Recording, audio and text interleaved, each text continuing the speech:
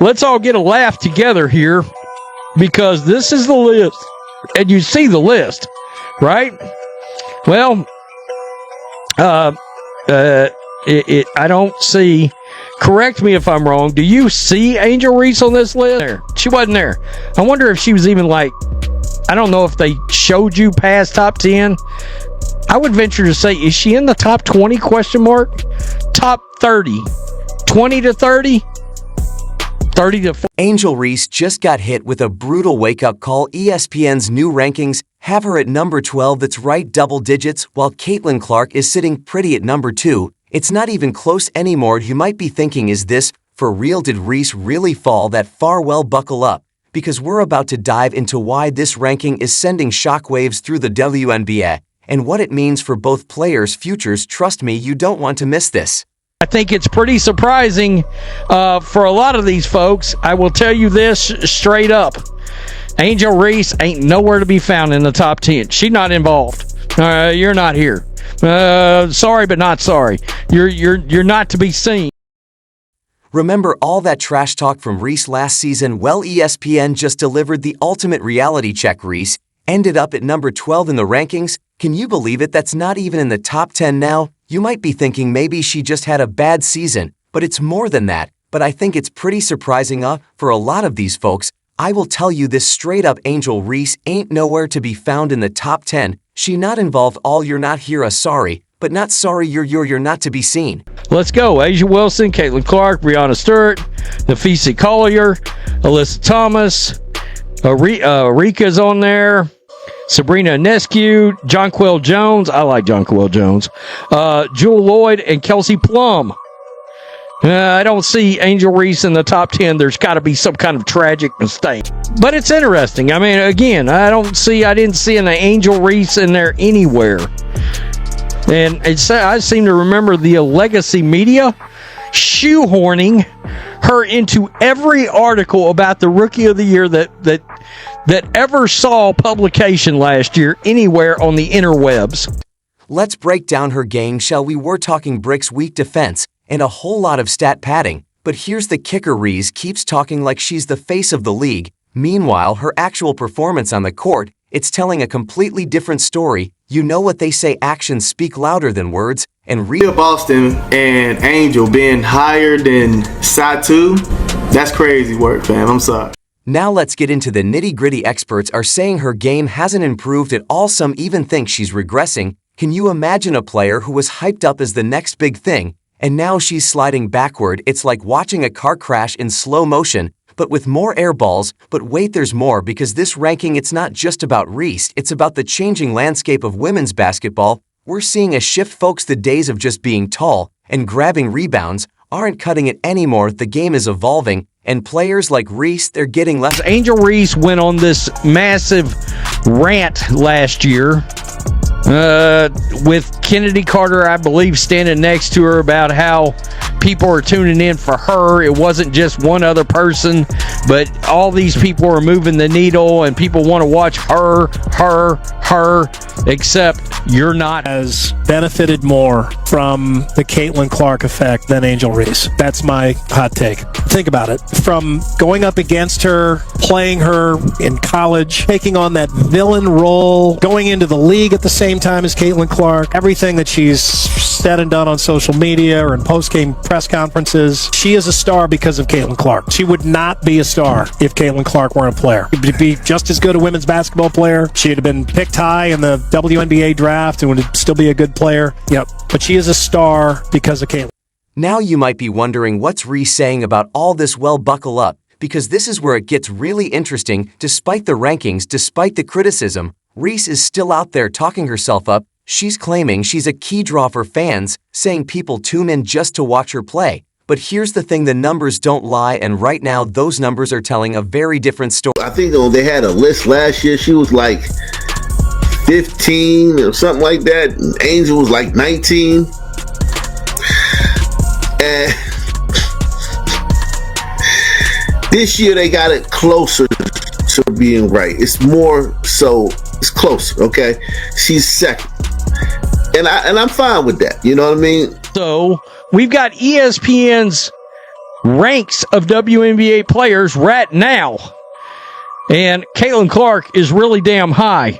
One could argue she's not high enough. Let's talk about that contrast for a second. On one side, you've got Reese's social media presence. It's all glam shots, bold statements, and enough confidence to fill an arena. On the other side, her actual gameplay, it's like night and day, folks. 1 minute, she's posting about being unstoppable. The next, she's getting stopped by pretty much everyone on the court. I don't know where you are on Caitlin Clark, a lot of you viewers, but one could argue she's not high enough. Her haters will be furious that she's as high as they are, and there's a few of those comments. She's pretty damn high. There's only one player ahead of her in the league, and a lot of us could argue she may pass that player this year. What is also valuable is ESPN's rankings of WNBA players, and let's just take a look at this.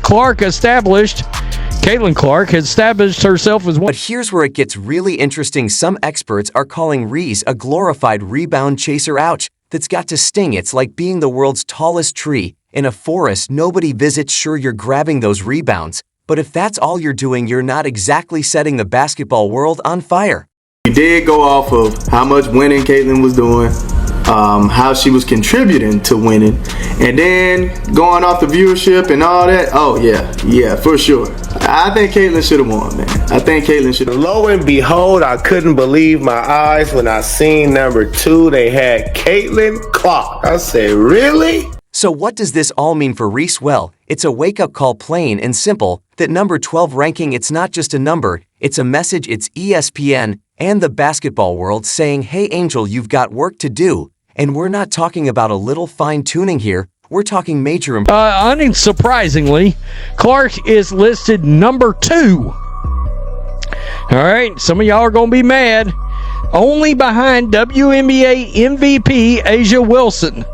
This ranking came after a big first year that saw the Indiana Fever playmaker average 19.7 points a game, 5.2 rebounds, 8.4 assists, by the way, that led the league, 1.3 steals, and 0.7 blocks per game. And if I remember correctly, Caitlin Clark actually had averaged more block shots than Angel Reese. I believe that's a thing. Remember when everyone was doubting Caitlin Clark? You know, no saying she wasn't athletic enough for the WNBA. Well, look at her now. When ESPN dropped their rankings, guess who sat pretty at number 2? That's right, Clark's right up there at the top. And let me and of course, you did have some haters.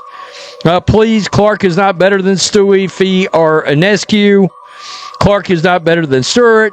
They glazing Clark is not better than Inescu, blah, blah, blah. No matter what Caitlin Clark does, she's going to have some haters out there. It's just they're losing their minds over all the people that have either been traded for and signed for the Indiana Fever right now. And of course, it looks like a powerhouse of a team with Stephanie White leading the charge. Let's go back to her college days for a second. People said she was just a shooter, nothing more. But Clark had other plans. She didn't just score, she rewrote the record books. Did you know she became the first player in NCAA history to record a 900-point season? That's not just good, that's mind-blowing. Clark wasn't content with being a one-trick pony. She was out there proving she... Damned if they didn't go get Sid! They went up and snatched Sid Colson from the Aces. She is 100% vibes. She is 100% going to be a backup for Caitlin. It's going to be fantastic. Backup for Kelsey. Like, she is a great addition to this backcourt. She has senior leadership. She has championship experience. She is the most fun. Legacy crosses teams and fandoms following today's win. South Carolina coach Dawn Staley took a moment to acknowledge what Clark has done for the sport. Just don't want to not utilize this opportunity to thank Caitlin for what she's done for women's basketball. Like, her shoulders were heavy and getting a lot of eyeballs on our game, and sometimes as a young person it could be a bit much, but I thought she handled it with class, and I hope that every step of the ladder of success that she goes, she's able to elevate whatever. Now you might be thinking, sure, she scored a lot in college, but the WNBA, that's a whole different game. Right, wrong. Clark didn't just adapt, she dominated from day one. She's out there breaking rookie records, left and right, and those logo threes we all loved in college, yeah, she brought those to the pros too. It's like she's playing on a court that's too... The Indiana Fever did last night got me so excited. The Fever, if you haven't been paying attention, they are really active in ensuring that Caitlin Clark and company have a true contending lineup next season. The biggest thing for me is her not even responding to all the what's going on. And I think that's commendable. I think she's a unicorn. She's doing everything I thought she was going to do and more, like win the MVP. You think Caitlin That's not going to happen this year, but it could happen very soon. It's great for the conversation. Y'all all went to the Olympics and now y'all losing now. Y'all burnt out? Y'all should have let this young girl go over there and play. I just don't think there's a correlation. Nah, but she would because she's a rookie. He let these young play. Caitlin Clark is a superhero. This is going to be history. It's like what I told her. That's pretty epic that we get to watch her, because not a lot of games here in Dallas with somebody that... Of course, a lot of people pointed out that Caitlin Clark's number 2 on this list, but the retards that make out the Olympic selections, the Olympic committee, remember all those women, those hateful, spiteful women? Dawn Staley's one of them, if I remember correctly, was involved in that. Cheryl Reeve, the coach, number 2 player in the entire league, not on the Olympic team. Just pointing that out. Caitlin Clark is selling out everywhere she goes. Last season, the WNBA had to move road games out of high school gyms into actual NBA arenas just to accommodate the demand. Indiana Fever sent, and I'm talking about actual players, Lexi Hall, Leah Boston, Kelsey Mitchell, Caitlin Clark, sent messages to the to young girl athletes, women aspiring to be in sports, and it's a pretty good video, and they put that out. I can imagine that certain political entities out there will be upset. I think we all saw what happened today at the White House and feel good about where women's sports officially are now. Let's all get a laugh together here, because this is the list, and you see the list, right? Well, I don't see, correct me if I'm wrong, do you see Angel Reese on this list? Wasn't there? I wonder if she was even I don't know if they showed you past top 10. I would venture to say, is she in the top 20 ? Top 30. 20 to 30? 30. I think it's pretty surprising for a lot of these folks. I will tell you this straight up. Angel Reese ain't nowhere to be found in the top 10. She's not involved. You're not here. Sorry, but not sorry. You're not to be seen. Let's go. Asia Wilson, Caitlin Clark, Breonna Stewart, Nafisi Collier, Alyssa Thomas, Rika's on there, Sabrina Ionescu, Jonquel Jones. I like Jonquel Jones. Jewel Lloyd and Kelsey Plum. I don't see Angel Reese in the top 10. There's got to be some kind of tragic mistake. But it's interesting. I mean, again, I didn't see an Angel Reese in there anywhere. And I seem to remember the legacy media shoehorning her into every article about the Rookie of the Year that ever saw publication last year anywhere on the internet.